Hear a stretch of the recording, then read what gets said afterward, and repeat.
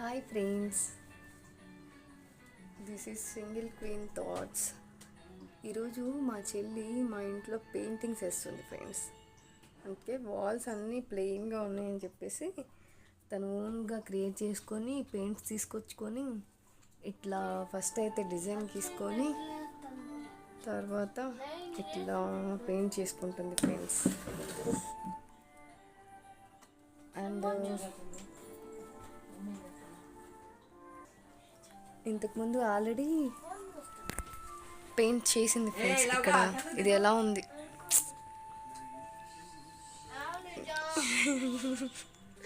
ఇది ఎలా ఉంది ఫ్రెండ్స్, ఇది ఆల్రెడీ నిన్న పెయింట్ చేసింది. ఇది ఈరోజు డిజైన్స్ చేస్తుంది.